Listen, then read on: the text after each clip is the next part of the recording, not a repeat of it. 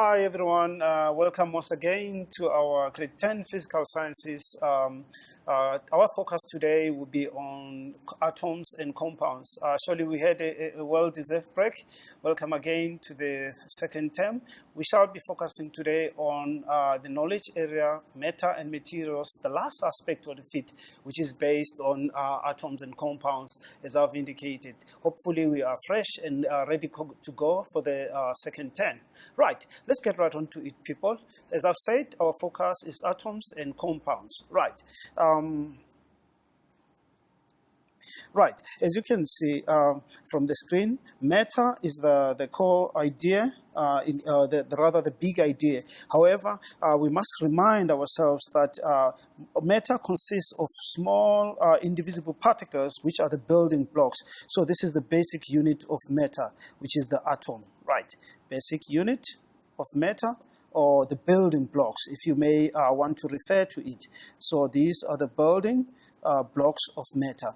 These, at a microscopic level, we refer to them as atoms. Right. Now, these atoms, they make up what we call elements. So elements, as you would remember from the periodic table, these are individual substances that consist of atoms of the same kind. But these atoms of the same kind, particularly, have got the same atomic number as well as atomic mass.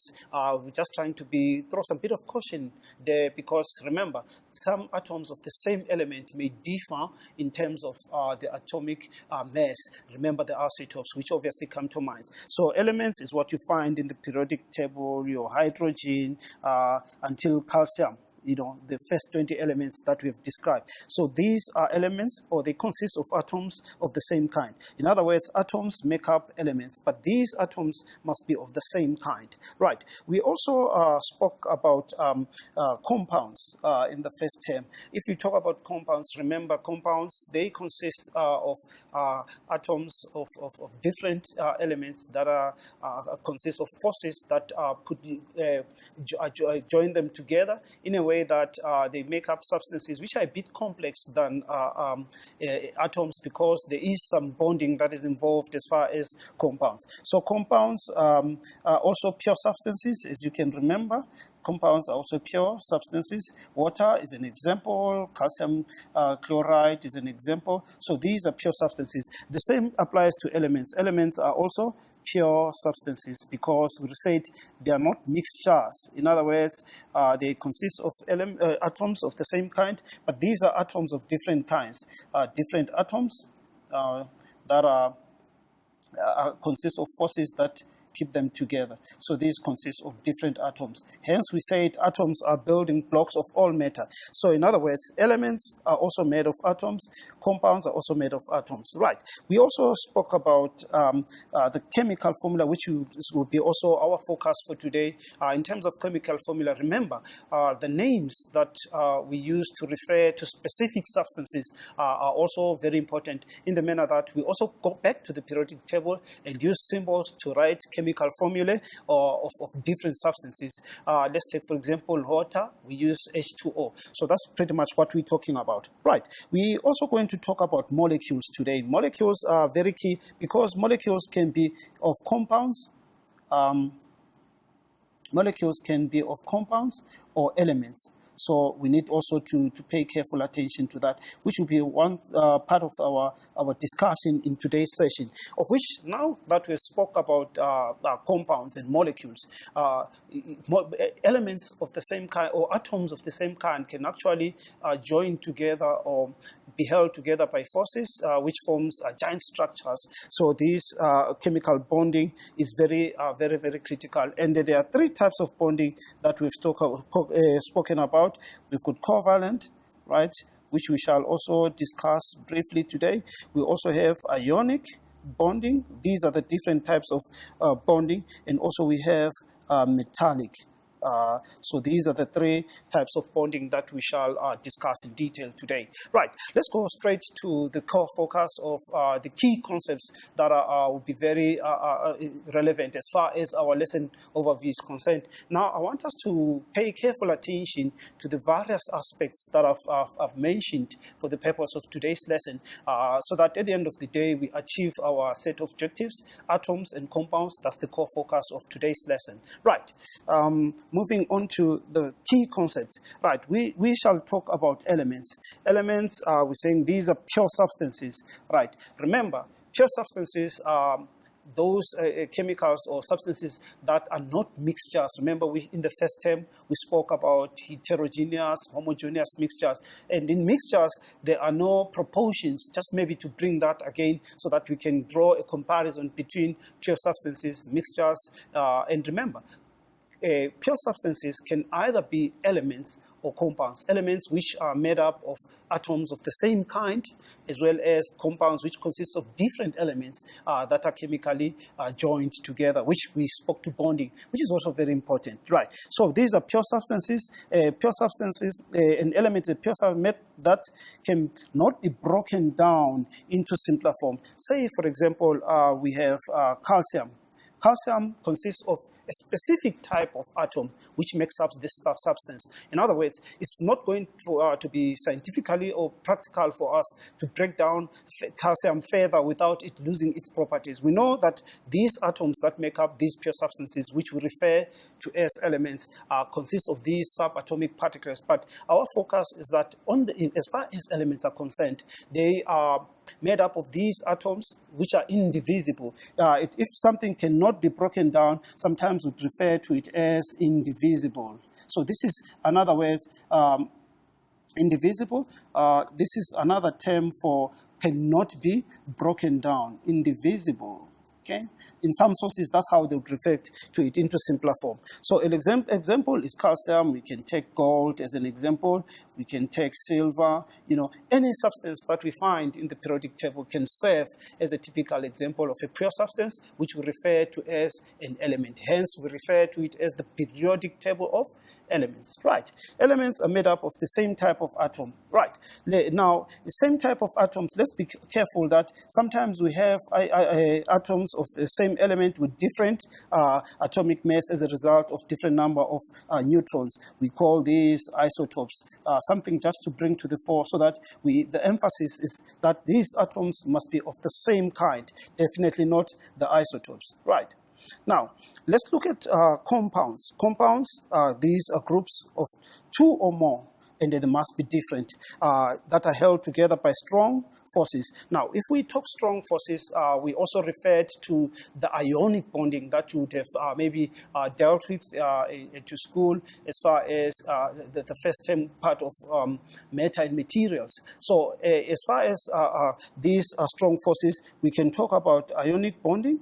Right? We can talk about ionic bonding. And remember, this one has nothing to do with metallic substances, because metallic substances, remember, they consist of atoms of the same kind. You take, for example, your transition metals. Right. Now, in this case, they are held together by strong forces or chemical bonds. These are molecules in terms of maybe covalent. We can talk covalent and ionic in this case. Right. Okay, so these atoms bond in specific ratios. Take, for example, H2O. Right. Water consists of two elements, that is hydrogen as well as oxygen. Right. Now, if you check hydrogen, in each molecule or unit of water, there are two hydrogen atoms and then one oxygen atoms. Hence, they react in the ratio 1:2. So as far as compounds are concerned, there is a fixed ratio in which these elements join together to form these pure substances. And another thing, again, that we need not forget, that compounds are also pure substances because they are not mixtures. Right. Compounds are pure substances. Very, very key for us to also include that. So having said that, I think it's very important for us to also realize the fact that what we have said as far as elements are concerned, elements, these atoms that of the same kind, rather, that make up these substances, they are indivisible. We cannot break them down into simpler form. We gave examples of calcium, hydrogen, gold, any element that you find in the periodic table is a perfect example of what an element is all about. And then as far as compounds, remember the fixed ratios in which these different atoms are combined with each other to form these pure substances. Right. Now, moving right along. Now, in terms of bonding, covalent bonds, these are formed when electrons are shared. The word core means to share, right? The word core means to share, if we can recall that. And then valent, if I can maybe make an emphasis on valent. Valent, it talks about the electrons that are found at the highest energy level, the ones that are actually involved in bonding. So these are high energy electrons, okay, at the highest energy level.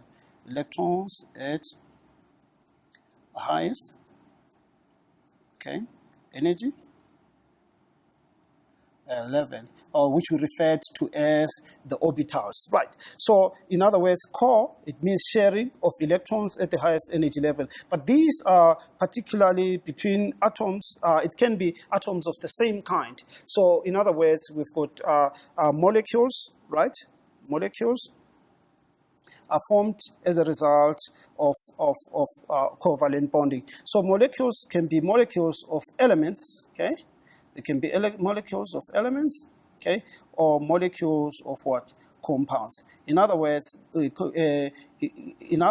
we're saying is that when covalent bonding takes place, it can take place between atoms of the same kind, as well as atoms of different kind. But I must also indicate that we also have atoms of elements that which exist in monoatomic form. Take, for example, the group 8, which we refer to as the halogens. Those, they don't bond due to their stability. We remember that the group 8, which we refer to as the noble gases, right? What happens is that they are the only substances that exist as atoms. So we can't talk bonding, particularly with those substances. However, if we look at elements of the same kind, we can talk about oxygen or ozone. We obviously talk about the ozone depletion every day. It's a burning issue, which is quite relevant. Now, ozone is O3. Oxygen is O2. Now, if you check, a molecule of this element consists of atoms of the same kind, which are chemically joined together. So there are these forces that keep them together, if I may put it that way. Right. It can also be molecules due to covalent bonding of different elements. We've used water as an example. We can use carbon dioxide as an example. Now, if you check, the carbon is a different element to oxygen. And also, they react in a fixed ratio of 1:2. Hence, when covalent bonding takes place, it can occur between atoms of the same kind as well as atoms of different elements. Right. Now, it also says that these form between non-metals only. Now, let's draw attention back to the periodic table, which is, I'd want to think of it as our Bible. It gives us a guide as to exactly the trends, the atomic numbers. And if we talk about classification of elements, now let's talk about the first trend. We know that the group 1 and group 2 are your metals.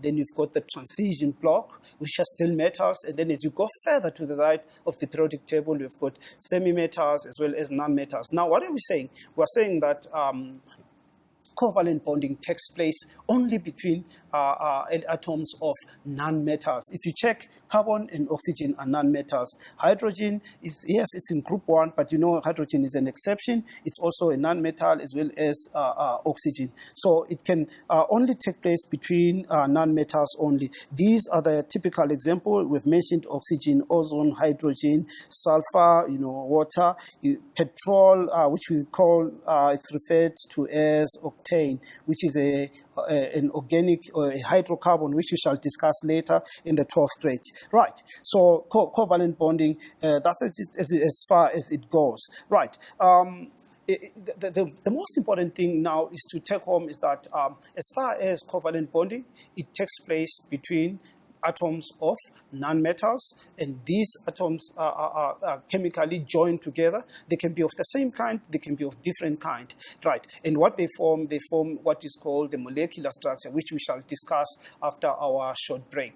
Now, let's take a short recess now, and we shall be back after the rebound. Cheers, guys. All right, welcome back, guys. After a short break, we were just talking about the molecular structures as far as covalent bonding takes place between atoms of non-metallic elements. Right. The next part of covalent bonding that we shall look at is what we refer to as covalent network structures. These are network structures, as you may recall even from your biology that you did in the first term, your life sciences, we spoke about macromolecules. Right. Sometimes we refer to these covalent network structures as macromolecules. Right. They're called macromolecules. Okay. Right.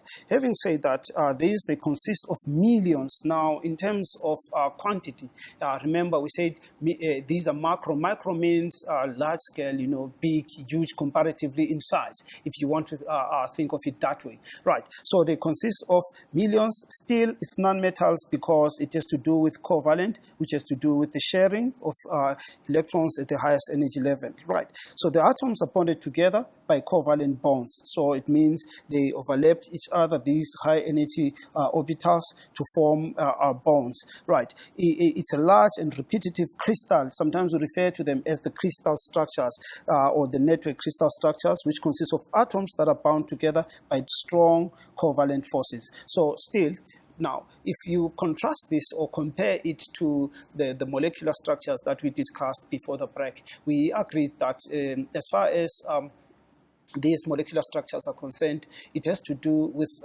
the bonding, which is the sharing. Now, remember, these can happen between atoms of the same kind, which we refer to as molecules of an element, or rather molecules of compounds. Now, let's go further and check. It says the structure have high strength.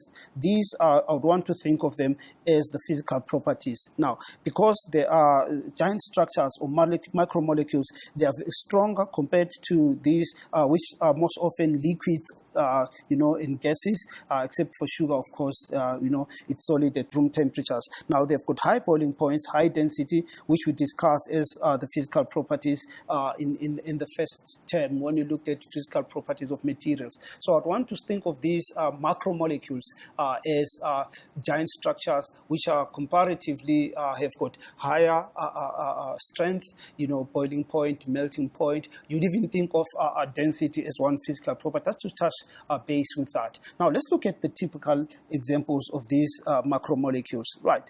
Now, if you check, here we've got a structure. This represents diamond. Right. Diamond is a hard material, remember we said it's also used for cutting tools,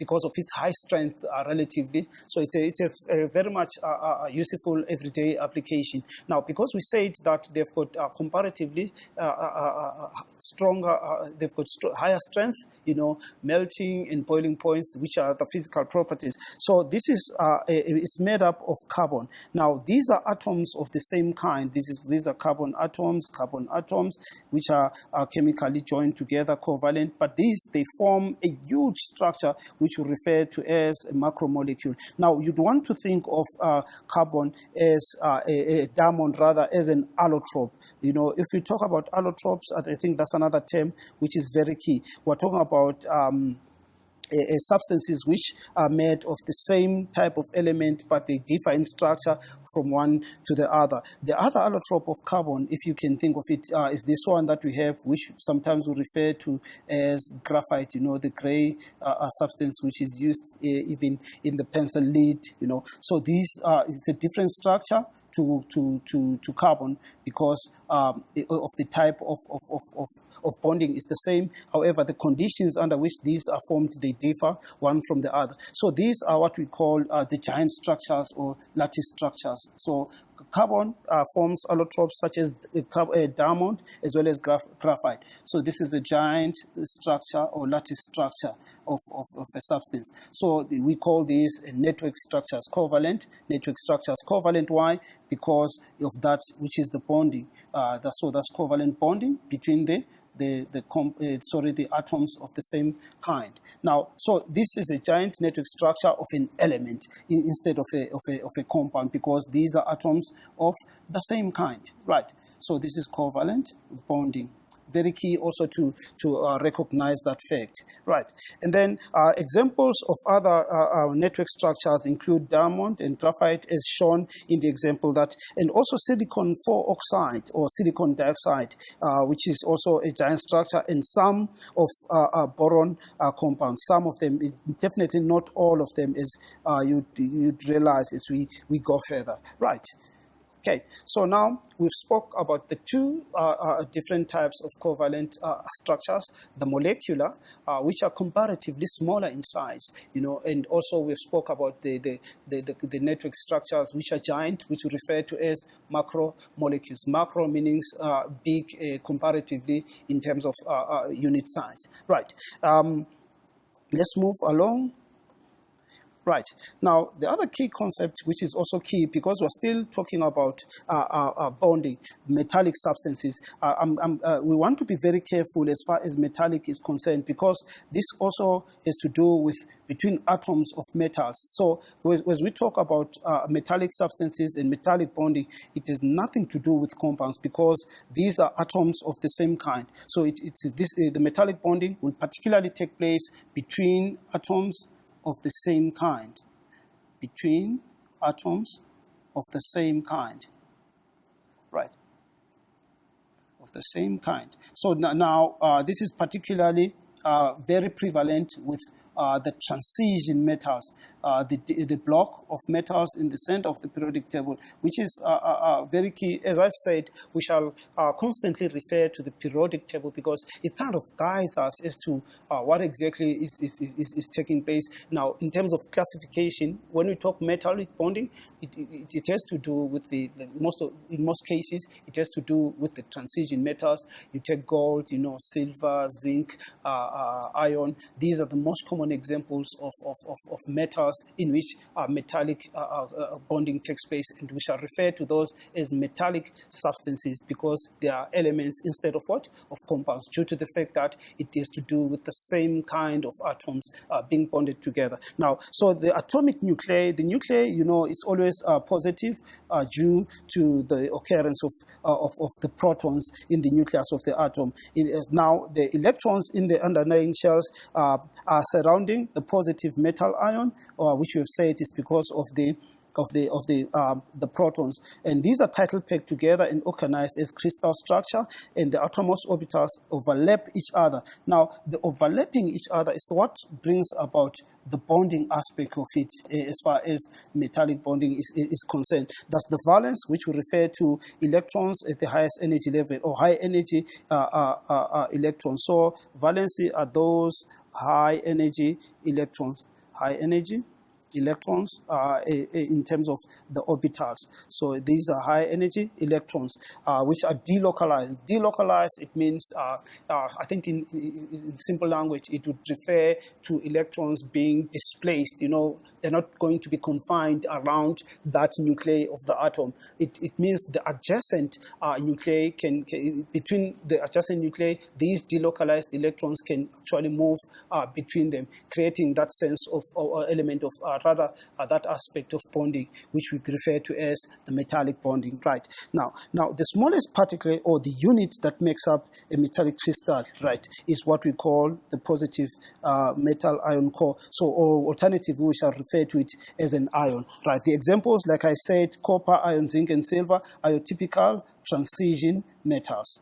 These are the most common examples of substances that have got what we refer to as metallic bonding. Right.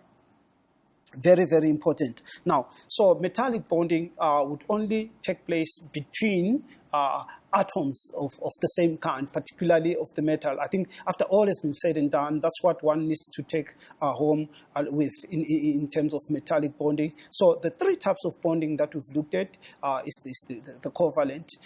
Is the covalent, which is divided into two, which is molecular, which forms molecular structures and network structures. Now, we've also looked at the metallic bonding. Right, let's move along and look at the next concept, which has to do with the types of formula. Right, in terms of ionic bonding, maybe before we look at formula, in terms of ionic bonding forms between metals and non-metallic atoms. In other words, ionic bonding will take place between two atoms of different kinds, in the sense that compounds would rather be formed instead of elements. Right. So, as far as formula is concerned, we use there's what we refer to as molecular formula. I'm going to refer to use water as an example. H2O is the molecular formula that would use to represent the substance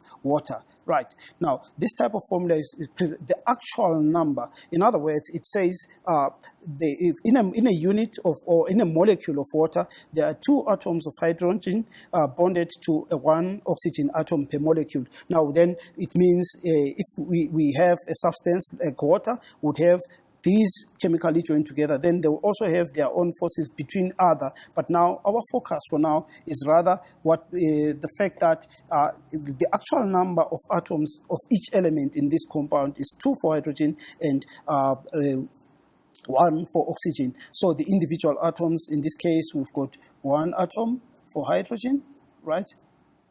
Which is is 2 atoms for hydrogen, right? And 1 atom for oxygen. So this would be our typical what you call a molecular formula. This is the type of formula that we use to identify the substance. And then we talk about the empirical formula. So the empirical formula shows the simplest whole number ratio. In other words, for water, it's still we can't further simplify the ratio 2:1 in terms of hydrogen to oxygen. Let's look at another substance with the same composition, which is also a pure substance and a compound. Let's take hydrogen peroxide. Hydrogen peroxide is H2O2. Right. Now, if you think of it, it contains 2 atoms of hydrogen, 2 atoms of oxygen per molecule, which is the actual number, which is the molecular formula, okay, of this substance. Right. Now, and then if we want to go to the empirical formula, it means we can simplify this into a simplest ratio we can get. In other words, it would be 1:1. In other words, 1:1. 1:1, because for every 2 hydrogen, we've got 2 oxygen. So in other words, the empirical formula would be HO, which means 1:1. Now, in this case, the molecular formula of hydrogen peroxide is different from the empirical formula. Whereas in water, the molecular formula is H2O. It means if we can't simplify this further, it means the same molecular formula will also be empirical formula for hydrogen, for water. So we need to also be careful. And then in this case, this will be a different empirical formula to the molecular formula of the same substances. So the smallest repeating unit in this case is HO, right? Okay, right. Now, having said that, I think it's very important for us to also realize that these types of formulae, they vary. And maybe in some of the schools, we have the privilege of having the models that we use to present. We also have another type of formula, which is referred to as the structural formula. We can use the ball and sticks model, to play around and construct different models of substances, just to show how atoms, whether of the same or different elements, join together to form molecules. So in terms of structural formula, what would be key, I think, would be showing the actual actual bonds and the actual atoms, how they join together to form a unit or a molecule of a particular substance. Right. For now, I think we've discussed quite a lot. I think we need to take a short break. Then after that, we shall look at the feedback, the activities that I'll give you time to attempt. And then after that, we could maybe do feedback and consolidate. Let's just go and take a short break, and we shall be back after the rebound. Thanks. Hi guys, and welcome back again. Remember, now is the question and answer segment, where I shall expose you to a different types of questions, and then I'll give you also time to attempt that, and then we do our feedback as a collective. Right, now let's get right on to the questions. Name the three types of chemical bonds, okay? And then again, which two types of covalent bonds, two types of covalent molecules exist. Give examples in each case. Right, I'll give you 3 minutes for that to try and respond to those two. Then quickly we shall do our feedback. Let's go for it, guys.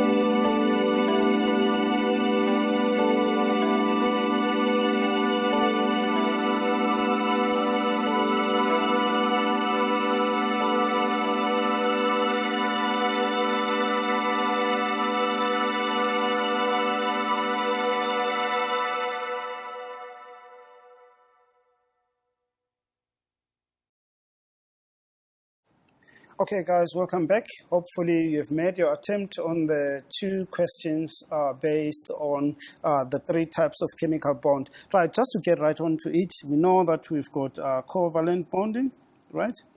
We've got covalent bonding. Also, we've got ionic bonding is another type, ionic bonding. And we also have metallic, right? We also have metallic bonding. Right. Now, we know that the covalent bonding consists of atoms. They can either be, they form molecules molecules. These molecules can be molecules of elements or molecules of compounds. Take, for example, oxygen. We say it is an example of a molecular substance in which atoms of the same kind are joined together. We also have carbon dioxide as another example of a molecule of a compound. And now, typically, we say these occur between atoms or elements which are non-metals, right? So this happens with what?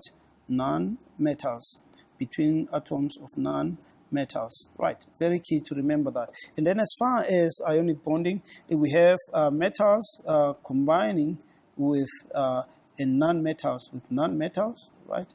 Metals combining with non-metals. Now, what would happen? Primarily, the metals will form what we call the cations through the transfer of electrons. So what happens if they form cations? It simply means that electrons have been lost, and then the non-metals they will also form what we call anions, which gain electrons. So these are ionic or crystal structures. They form what we refer to as salts most often. Take, for example, sodium chloride as an example, right? Now, and then in metallic bonding, this occurs between atoms of metals, which are typically the transition metals. We know the sea of delocalized electrons and the positive nuclei, which happens to form due to the delocalized electrons moving between adjacent nuclei of atoms to form very strong bonds. And that's why we say these metals have got very comparatively strong, higher strength in terms of the physical properties, melting point, density,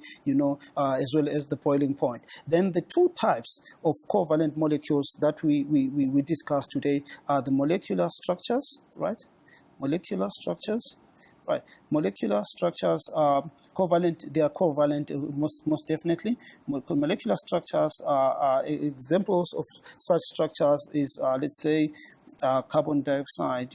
If you talk of carbon dioxide, carbon, when it bonds with the oxygen, if I may use that as an example, that's typically what happens. Now, this is a molecular structure due to shared valence electrons. Now, also, it can happen to form what we call macromolecules or network structures, such as diamond and graphite, network structures. This is another type of bonding which forms the macromolecules that we discussed, right?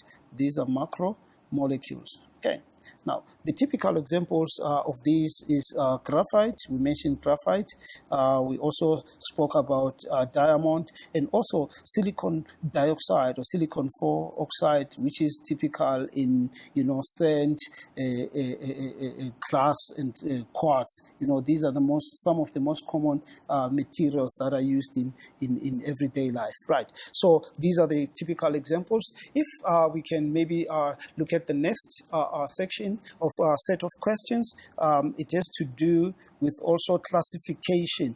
It says here, copy and complete the table on each of the following substances indicated.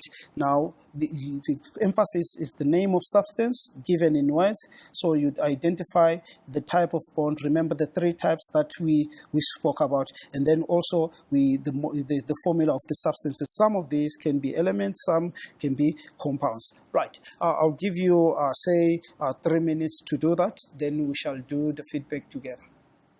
Right. Let's go for it, guys.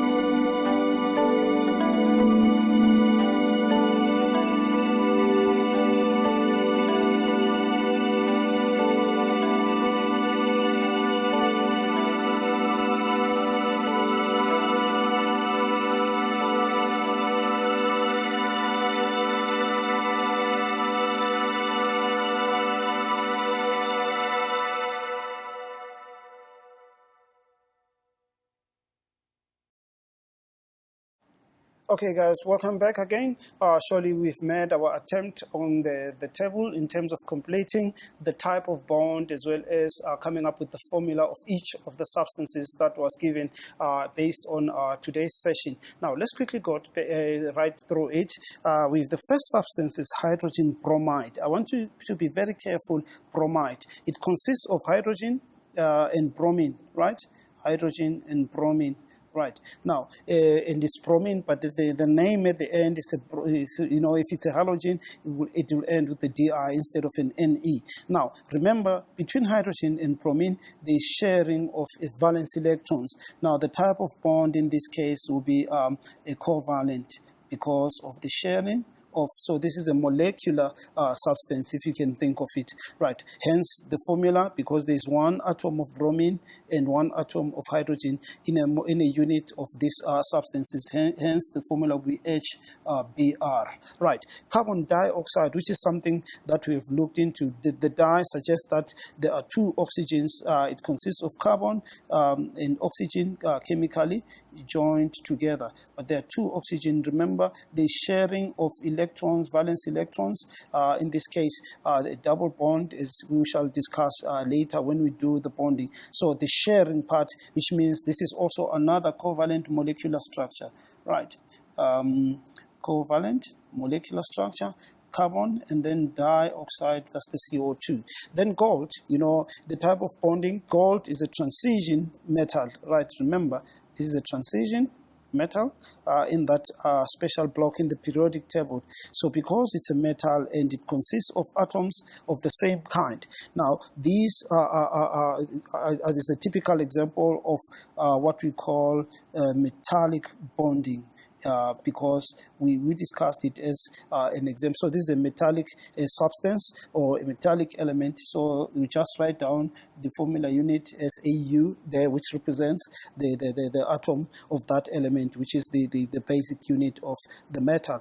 Right. And then potassium chloride. It consists of potassium as well as chlorine. Now, potassium is a metal and chlorine is a non-metal. So in this case, there is actually the transfer of electrons taking place between these two substances, with the potassium forming the cation and the chlorine forming an anion. Hence, this is then the strong forces, or which we call electrostatic forces, join these two ions. So these are electrostatic forces, or sometimes we refer to them as Coulombic forces, right?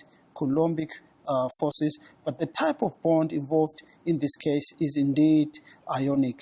So the response that we're looking for is ionic, but remember, ionic consists of electrostatic forces between the cation and the anion, between a metal and a non-metal. So there's one potassium. We always start with the positive one, followed by the negative in one chlorine atom. So for that reason, it gives us that. Okay, let's look at the last set of questions, which is also in the form of a table. Right, in this case, we've got elements present. We want the type of compound and the formula. I think we get the type, the sense of what we want here. So this is the elements in terms of the composition. It can be a single element, it can be two or different. If it says and, it means they are generally chemically joined together. So it would not necessarily be a compound. It would be, let's say, a substance, just to generalize that.